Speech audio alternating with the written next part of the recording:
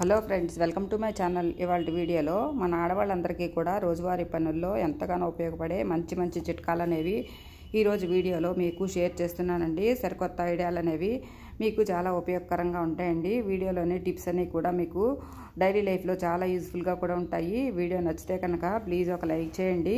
Video యూజ్ఫుల్గా ఉంది అనిపిస్తే మీ ఫ్రెండ్స్కి ఇంకా ఫ్యామిలీ మెంబర్స్కి షేర్ చేయండి. ఈ టిప్స్ ద్వారా మీరు ఎంతో కొంత టైంని ఇంకా మనీని కూడా ఆదా చేసుకుంటారండి. వీడియో కొత్తగా ఎవరైనా సరే ఛానల్ కనుక చూస్తున్నట్లయితే ప్లీజ్ సబ్స్క్రైబ్ చేసుకోండి. పక్కనే ఉన్నటువంటి బెల్ సింబల్ని కనుక ఆన్ చేసినట్లయితే నేను చేసేటటువంటి కొత్త వీడియోలన్నీ కూడా మీకు నోటిఫికేషన్ ద్వారా వస్తాయండి. ఇంకా లేట్ చేయకుండా వీడియోలోని టిప్స్ ఏంటో చూద్దామండి. ముందుగా ఫస్ట్ టిప్ ఏంటంటే, మనం ఇలా దోశల పిండి కానీ లేదంటే ఇడ్లీ పిండి కానీ ఇలా మిక్సీ జార్లో వేసి రుబ్బుకుంటూ ఉంటాం కదండి. అలాంటప్పుడు ఈ పిండి కానీ దోశల పిండి కానీ ఇలా మిక్సీ జార్లో రుబ్బినప్పుడు మనకి పిండి అనేది పులవక మనకి ఇడ్లీలు అనేవి గట్టిగా వస్తూ ఉంటాయి. లేదంటే దోశలు కూడా మనకి ఒక్కొక్కసారి చాలా గట్టిగా వస్తూ ఉంటాయి కదా. అలా కాకుండా ఇడ్లీ పిండి అనేది మృదువుగా రావడానికి, దోశలు కూడా టేస్ట్గా రావడానికి ఈ చిన్న టిప్పును ట్రై చేయండి. ఇలా మనము పప్పు రుబ్బేటప్పుడు మిక్సీ జార్లో మనకి ఇలా 4 ఐస్ క్యూబ్స్ కనుక వేసేసి పిండిని కనుక రుబ్బామనుకోండి, ఆ చల్లదనానికి మనకు పిండి అనేది వేడెక్కకుండా ఉంటుందండి.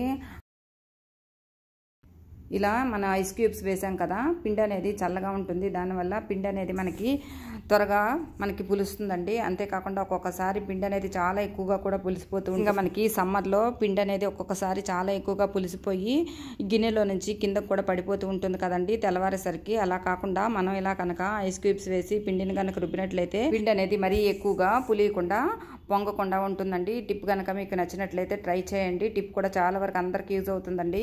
ఇంకా నెక్స్ట్ టిప్ ఏంటంటే, ఇలా ఒక కర్చీఫ్ కానీ లేదంటే ఒక క్లాత్ కానీ తీసుకుని దాంట్లో ఇట్లా ఒక 2-3 బిర్యానీ ఆకులు ఇలా కట్ చేసి వేసుకోవాలి. తర్వాత ఒక 4-5 లవంగాలు కూడా వేసుకోవాలండి. తర్వాత మనకి పచ్చకర్పూరం ఉంటుంది కదండి, ఆ పచ్చకర్పూరం కూడా ఒక చిన్న ముక్కను తీసుకుని ఇలా చేతితోటి కనుక ప్రెస్ చేసినట్లయితే మనకి పొడిలాగా అవుతుంది. ఆ పొడి కూడా వేసుకోవాలి. ఇదంతా ఒక చిన్న మూటలాగా కట్టుకోవాలి. ఇలా కట్టుకున్నటువంటి దీన్ని ఇప్పుడు మనము మనకి ఎక్కడైతే అవసరం పడుతుందో బెడ్రూమ్లో కానీ లేదంటే హాల్లో కానీ మనకి ఎక్కడైతే మంచి సువాసన రావాలనుకుంటున్నామో ఆ ప్లేస్లో కనుక ఇలా కనుక మనం కిటికీకి కనుక ఇలా కట్టామనుకోండి, మనకి సువాసన అనేది వస్తుందండి. నేను ఇక్కడ హాల్లో కిటికీకి ఇలా కట్టి చూపిస్తున్నాను చూడండి. మనకు నచ్చిన ప్లేస్లో ఇలా కనుక మనం ఇలా చిన్న చిన్న మూటలుగా 1-2 తయారు చేసుకుని హాల్లో కానీ బెడ్రూమ్లో కానీ ఇలా కట్టుకున్నామనుకోండి, మనకి ఇల్లంతా కూడా మంచి సువాసన అనేది వస్తూ ఉంటుందండి. యూజ్ అవుతుంది అనుకుంటే ఒకసారి మీరు కూడా ఇలా ట్రై చేసి చూడండి. ఇంకా నెక్స్ట్ టిప్ ఏంటంటే, ఇలా గాజు బౌల్లో మనము ఫ్లవర్స్ వేసుకుని డెకరేషన్ కోసం మనం హాల్లో పెట్టుకుంటూ ఉంటాం కదా. సెంటర్ టేబుల్ ఇలా ఫ్లవర్స్ పెట్టుకున్నప్పుడు ఈ ఫ్లవర్స్ అనేవి ఒక్కొక్కసారి మనకి చాలా త్వరగా వాడిపోతూ ఉంటాయి. అలాంటప్పుడు ఫ్లవర్స్ అనేవి త్వరగా వాడకుండా ఇల్లంతా కూడా మంచి సువాసన రావడానికి ఇలా చిన్న టిప్ను ట్రై చేయండి. ఇలా ఒక బౌల్ తీసుకుని అందులో సగం వరకు ఇలా నీళ్లు పోసుకుంటాం కదా. నీళ్ళల్లో మనం వంటల్లో వాడే సాల్ట్ ఉంటుంది కదా, ఆ సాల్ట్ని ఒక 1/2 టేబుల్ స్పూన్ వరకు ఆ నీళ్ళల్లో వేసేసుకుని మొత్తం అంతా కలిసేలాగా వాటర్లో కలుపుకోవాలి. తర్వాత మనకి జవ్వాది పౌడర్ అని చెప్పి అన్ని పూజా ద్రవ్యాలు దొరికే షాపుల్లో ఈ జవ్వాది పౌడర్ దొరుకుతుంది కదండి. ఇది ఎక్కువగా మనము పూజల్లో వాడుతూ ఉంటాం కదా. ఈ జవ్వాది పౌడర్ని ఒక చిటికెడు ఇలా ఈ వాటర్లో వేసుకుని మనము ఈ వాటర్ అంతా కలిసేలాగా కలుపుకొని తర్వాత అందులో ఫ్లవర్స్ వేసుకుని మనం ఇలా కనుక సెంటర్ టేబుల్లో కానీ మనకి ఎక్కడైతే ఫ్లవర్స్ అరేంజ్ చేసుకుంటామో ఆ ప్లేస్లో కనుక పెట్టామనుకోండి, మనకి ఇల్లంతా మంచి సువాసన అనేది వస్తూ ఉంటుంది. అంతేకాకుండా ఇందులో వాడినటువంటి పువ్వులు కూడా మనకి 4-5 రోజుల వరకు కూడా చాలా ఫ్రెష్గా కూడా ఉంటాయండి. టిప్ నచ్చితే ట్రై చేయండి. ఇంకా తర్వాత టిప్ అండి, ఇలా ఒక ప్లేట్ తీసుకుని అందులో మనకి ఇలా జవ్వాది పౌడర్ అని దొరుకుతుందని చెప్పుకున్నాం కదండి. ఆ జవ్వాది పౌడర్ని ఒక చిటికెడు తీసుకుని ఇలా కొద్దిగా వాటర్ వేసేసుకొని ఇలా కలుపుకోవాలండి. ఇలా కలుపుకున్న తర్వాత ఇప్పుడు మనకి ఫ్లవర్స్ ఉంటాయి కదండి, మనం దేవుడు పూజ చేసుకోవడానికి ఇలా ఫ్లవర్స్ అనేవి తెచ్చిపెట్టుకుంటూ ఉంటాం కదా. ఇలా చేమంతులు కానీ గులాబీలు కానీ మల్లెలు కానీ ఇలాంటివన్నీ తెచ్చుకుని పెట్టుకుంటూ ఉంటాం కదా. ఈ ఫ్లవర్స్ అన్నీ కూడా ఒక్కొక్కసారి మనకి మంచి సువాసన అనేది రాకుండా ఉంటుంది కదా. అలాంటప్పుడు మనము ఇలా తయారు చేసుకున్నటువంటి జవ్వాది పౌడర్ మిశ్రమం ఉంది కదండి, ఇలా ఈ ఫ్లవర్స్ని జవ్వాది పౌడర్లో ఇలాగా డిప్ చేసి తర్వాత మనము ఈ ఫ్లవర్స్తో దేవుడికి కనుక పూజ చేసామనుకోండి, మనము సువాసన కలిగినటువంటి ఫ్లవర్స్తో దేవుడికి పూజ చేసినటువంటి సాటిస్ఫాక్షన్ అనేది మనకు ఉంటుందండి. ముఖ్యంగా లక్ష్మీదేవికి ఎక్కువగా సువాసన ఉన్నటువంటి పువ్వులతో పూజ చేస్తూ ఉంటాం కదండి. అలాంటప్పుడు మనకి పువ్వులు అనేవి మంచి సువాసన లేనప్పుడు ఇలా కనుక పూజ చేసామనుకోండి, మనకి పూజ అనేది మంచి ఫలితాన్ని ఇస్తుందండి. అంతేకాకుండా జవ్వాది పౌడర్ అనేది ఇల్లంతా కూడా మంచి పరిమళభరితమైన సువాసన అనేది వెదజల్లుతూ ఉంటుందండి. యూజ్ అవుతుంది అనుకుంటే ఒకసారి మీరు కూడా ఇలా ట్రై చేసి చూడండి. ఇంకా నెక్స్ట్ టిప్ ఏంటంటే, ఇలా నిమ్మకాయను కట్ చేసిన తర్వాత నిమ్మరసం అంతా తీసి వాడేసుకున్న తర్వాత ఈ నిమ్మ డప్పలు అనేవి మనము పడేస్తాం కదండి, వేస్ట్ అని పడేయకుండా ఈసారి ఇలా ట్రై చేసి చూడండి. ఒక నిమ్మ డప్పను తీసుకుని దాన్ని ఇలా వెనక్కి మొత్తం అంతా కూడా రివర్స్ చేసుకోవాలి. తర్వాత అందులో నూనె వేసి తర్వాత ఇలా ఒత్తిని వేసి తర్వాత మనకి ఇలా జవ్వాది పౌడర్ ఉంటుంది కదండి, ఆ జవ్వాది పౌడర్ని కూడా ఇలా చిటికెడు వేసి ఇప్పుడు ఇది మనం దీపం వెలిగించుకోవాలండి. ఇలా దీపం వెలుగుతున్నంతసేపు కూడా మనకి ఇలా నిమ్మ డప్పలో ఉన్నటువంటి ఎసెన్షియల్ ఆయిల్స్ ఉంటాయి కదండి, ఆయిల్స్ అన్నీ కూడా ఇలా జవ్వాది పౌడర్తో కలిసి మనకి ఇల్లంతా కూడా మంచి సువాసన అనేది వెదజల్లుతూ ఉంటుందండి. అంతేకాకుండా సువాసన వల్ల మనకి ఇల్లంతా కూడా మంచి పాజిటివ్ వైబ్రేషన్స్ ఉంటాయండి. టిప్ కూడా యూజ్ అవుతుంది అనుకుంటే ట్రై చేయండి. ఇంకా నెక్స్ట్ టిప్ ఏంటంటే ఇలా మనము నెయ్యిని స్టీల్ డబ్బాల్లో కానీ ఇలా ప్లాస్టిక్ బాటిల్స్లో కానీ మనం స్టోర్ చేసుకుంటూ ఉంటాం కదా, అలాంటప్పుడు నెయ్యి అనేది దాదాపుగా మనకి ఇలా గడ్డలాగా కట్టిపోతూ ఉంటుంది. అలాంటప్పుడు మనము వంటల్లో వాడాలి అనుకున్నప్పుడు ఒక్కొక్కసారి ఇలా గరిటెతో తీసుకుని చాలా ఎక్కువ మొత్తంలో వాడుకుంటూ ఉంటాం కదా, అలాంటప్పుడు వంటల్లో వాడేటప్పుడు ఒక్కొక్కసారి చాలా ఎక్కువ మొత్తంలో ఇలా స్పూన్తో నెయ్యి అనేది వాడేస్తూ ఉంటామని భయపడుతూ ఉంటాం కదా, అలాంటప్పుడు ఇలా ఒక స్పూన్ తీసుకొని స్టవ్ వెలిగించి స్టవ్ మీద ఇలా వేడి చేసుకుని తర్వాత ఆ స్పూన్ తోటి కనుక ఇలా పేరుకుపోయినటువంటి నెయ్యిలో కనుక స్పూన్ పెట్టినట్లయితే మనకి నెయ్యి అనేది కరుగుతుందండి. అప్పుడు నెయ్యి అనేది కరగటం వల్ల మనకి ఎంత కావాలంటే అంత వాడుకుంటాము. అంతేకాకుండా నెయ్యి అనేది ప్రతిసారి డబ్బా స్టవ్ మీద పెట్టి కరిగించినట్లయితే నెయ్యి అనేది టేస్ట్ మారుతుందండి. ఇలా కనుక స్పూన్తో కనుక మనము వేడి చేసి తీసుకున్నట్లయితే మనకి నెయ్యి అనేది మొత్తం కరగకుండా కొంచెం మొత్తంలోనే కరగటం కావాల్సినంత నెయ్యి అనేది మనం వాడుకుంటాము. అంతేకాకుండా నెయ్యి కూడా టేస్ట్ మారకుండా కూడా ఉంటుంది. తక్కువ నెయ్యి అనేది వాడుకుంటూ ఉంటాము. యూజ్ అవుతుంది అనుకుంటే ట్రై చేయండి. ఇంకా నెక్స్ట్ టిప్ ఏంటంటే మనము ఇలా షూస్ కొన్నప్పుడు కొంతకాలానికి వాడగా వాటి మీద ఉండేటటువంటి షైనింగ్ అనేది తగ్గిపోతూ ఉంటుంది కదండి, అలాంటప్పుడు మళ్ళీ తిరిగి అలాంటి షైనింగ్ అనేది మనం రావడానికి ఎక్కువగా షూ పాలిష్ అనేది వాడతాం కదా. ఒక్కొక్కసారి షూ పాలిష్ ఇంట్లో అందుబాటులో లేకుండా ఉన్నప్పుడు లేదంటే షూ పాలిష్ అయిపోయినా ఇలాంటి చిన్న టిప్ను ట్రై చేయండి. మన ఇంట్లో ఎక్కువగా మాయిశ్చరైజర్ అనేది మనం వాడుతూ ఉంటాం కదా, ఆ మాయిశ్చరైజర్ని కొద్దిగా తీసుకుని ఇలాగా షూస్ అంతటికి కూడా అప్లై చేసి తర్వాత చిన్న కాటన్ తీసుకుని దాంతో ఇలా షూ అంతా కనుక తుడిచినట్లయితే షూ అనేది చాలా బాగా షైనింగ్ వస్తాయండి. మార్నింగ్ పిల్లలు స్కూల్కి వెళ్ళాలనుకున్నప్పుడు షూ పాలిష్ కనుక లేకపోయినట్లయితే వాళ్ళ షూస్ కూడా ఇలా మాయిశ్చరైజర్ని అప్లై చేసి ఇలా షూ అనేది మనం పాలిష్ పెట్టుకోవచ్చండి. టిప్ కూడా అందరికీ ఉపయోగపడుతుంది అనుకుంటున్నాను. ఇంకా నెక్స్ట్ టిప్ ఏంటంటే మనము మార్నింగ్ అనేది పెరుగు తోటి పెట్టిన తర్వాత ఒక్కొక్కసారి మర్చిపోయి ఫ్రిడ్జ్లో పెట్టకుండా బయట ఉంచేస్తాం కదా, అలాంటప్పుడు పెరుగు ఒక్కొక్కసారి పులిసిపోతూ ఉంటుంది. అలాంటప్పుడు ఎండుమిర్చి ఒకటి తీసుకొని ఇలా 2 ముక్కలుగా కట్ చేసి ఇలా పెరుగులో వేసేసామనుకోండి, పెరుగు అనేది పులిసిపోకుండా ఉంటుంది. పెరుగు కూడా మంచి టేస్ట్గా కూడా ఉంటుంది. టిప్ కూడా ట్రై చేయండి. ఇంకా నెక్స్ట్ టిప్ ఏంటంటే ఇలా మనము ఆయిల్ ప్యాకెట్స్ అనేవి తెచ్చుకున్న తర్వాత అందులో ఆయిల్ అంతా వాడుకున్న తర్వాత ఈ ప్యాకెట్స్ అన్నీ కూడా ఖాళీ అయిపోయిన తర్వాత వేస్ట్ అని పడేస్తాం కదా, అలా పడేయకుండా ఈసారి ఇలా ట్రై చేయండి.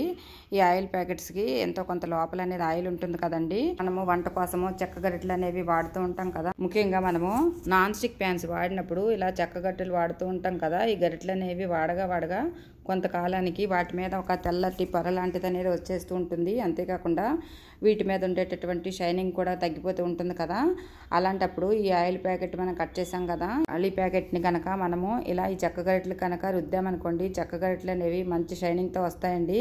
అంతేకాకుండా వాటి మీద తెల్లటి పొర అనేది కూడా రాకుండా కూడా ఉంటుంది. తర్వాత గరిటెలు కూడా మనకి పుచ్చి పట్టకుండా కూడా ఉంటాయి, ఎక్కువ కాలం మన్నికుంటాయండి. టిప్ కూడా అందరికీ యూజ్ అవుతుంది అనుకుంటున్నాను. ఇంకా నెక్స్ట్ టిప్ ఏంటంటే మనం ఇలా దేవుడి ఫోటోలకు కనుక పూలు పెట్టినప్పుడు ఇలా పెడుతూ ఉంటాం కదా, పైన ఇలా పెట్టినప్పుడు ఒక్కొక్కసారి పూలు అనేవి పక్కకు పడిపోతూ ఉంటాయి కదా, మనం ఎన్నిసార్లు పెట్టినా కూడా పూలు అనేవి ఇలా పక్కకు పడిపోతూ ఉంటాయి. అలాంటప్పుడు దేవుడి ఫోటోల మీద పూలు అనేవి నిలబడటానికి ఇలా ఒక చిన్న టిప్ను ట్రై చేయండి. మనము దాదాపుగా ఇలాగా అందరిళ్లలోనూ ఇలా డబల్ సైడెడ్ టేప్ వాడతాం కదా, ఆ టేప్ని ఇలా చిన్న చిన్న ముక్కలుగా మనకి ఎన్ని ముక్కలు కావాలంటే అన్ని ముక్కలు ఇలా కట్ చేసుకొని, అంటే మనం ఎన్ని ఫ్లవర్స్ అయితే పెట్టాలనుకుంటున్నామో అన్ని ఫ్లవర్స్కి సరిపడా మనం ఇలా చిన్న చిన్న ముక్కలుగా కట్ చేసుకొని వాటికి ఉండేటటువంటి పైన ఎల్లో పేపర్ ఉంటుంది కదా, ఆ పేపర్ తీసేసి ఇలా కనుక మనము ఫ్లవర్స్ కనుక అంటించామనుకోండి, ఆ పువ్వులు మనము వాడిపోయిన తర్వాత నెక్స్ట్ డే తీసేసే వరకు కూడా మనకి పువ్వులు అనేవి ఫోటో నుంచి పడిపోకుండా ఉంటాయండి.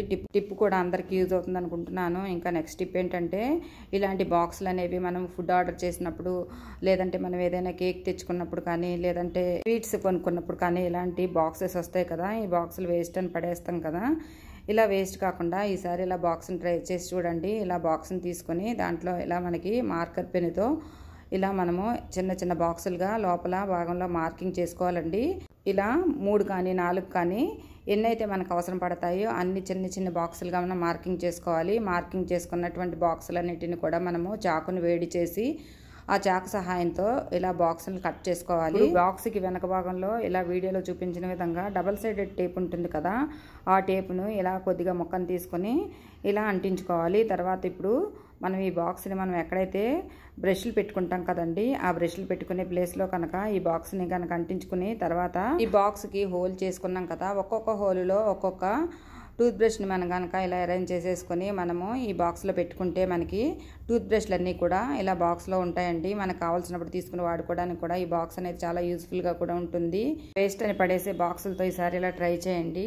ఈ టిప్ కూడా అందరికీ యూజ్ అవుతుంది అనుకుంటున్నాను. ఇంకా నెక్స్ట్ టిప్ ఏంటంటే, మనం ఇలా గ్యాస్ లైటర్ అనేది రోజులో చాలా ఎక్కువ సార్లు వాడుతూ ఉంటాం కదా, ఇలా వాడగా మనకి ఒక్కొక్కసారి ఇది అనేది చాలా జిడ్డుగా మారిపోతూ ఉంటుంది. తర్వాత మనం ఒక్కొక్కసారి క్లీన్ చేయకుండా పక్కన పెట్టేస్తూ ఉంటాము. అలాంటప్పుడు ఈ జిడ్డు అనేది ఈజీగా పోవటానికి ఇలా చిన్న టిప్పును ట్రై చేయండి. ఇక టూత్ పేస్ట్ని తీసుకుని ఇలా గ్యాస్ లైటర్కి అప్లై చేయాలండి. మొత్తం అంతా అప్లై చేసిన తర్వాత ఒక 10 నిమిషాల పాటు అలాగే ఉంచేయాలి. తర్వాత పొడిగా ఉండేటటువంటి గ్రీన్ స్క్రబ్బర్ ఉంటుంది కదా, మనం గిన్నెలు తోమడానికి వాడే స్క్రబ్బరు, దాన్ని తీసుకొని ఇలా కొద్దిగా ప్రెస్ చేస్తూ లైటర్ని కనుక రుద్దినట్లు లైటర్ మీద ఉండేటటువంటి మురికి జిడ్డు అంతా కూడా పూర్తిగా పోతుందండి. రుద్దిన తర్వాత ఒక పొడి క్లాత్ని తీసుకొని నీట్గా తుడిచేయాలండి. తర్వాత క్లాత్ను కొద్దిగా తడిచేసి నీళ్ళన్నీ పిండేసి ఆ క్లాత్తో కనుక లైటర్ని తుడిచినట్లయితే లైటర్ అనేది జిడ్డు లేకుండా మురికి లేకుండా చాలా నీట్గా క్లీన్ అవుతుందండి.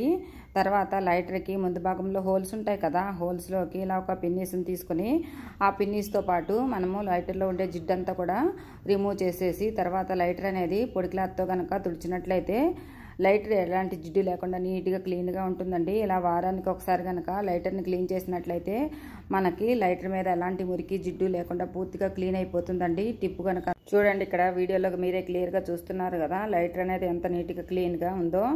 ఇలా చిన్న సింపుల్ టిప్తో మీరు లైటర్ నీట్గా క్లీన్గా చేసుకోవచ్చండి. ఇలా ఈ టిప్ కూడా చాలా వరకు అందరికీ యూజ్ అవుతుంది అనుకుంటున్నాను. ఇంకా నెక్స్ట్ టిప్ ఏంటంటే, మనము ఇలా గ్యాస్కెట్లు కుక్కర్లకు వాడతాం కదా, ఈ కుక్కర్లకు వాడే గ్యాస్కెట్లు అనేవి ఒక్కొక్కసారి లూజ్ అయిపోతూ ఉంటాయి. ఇవి మళ్ళీ వాడినప్పుడు కుక్కర్లో అన్నం కానీ పప్పు కానీ వండినప్పుడు అందులో ఉండేటటువంటి నీరంతా కూడా లేదంటే గాలి అంతా కూడా బయటకు వచ్చేస్తుంటుంది కదా, అలాంటప్పుడు గ్యాస్కెట్లన్నీ కూడా మనము పక్కన పడేస్తూ ఉంటాం పనికిరావని.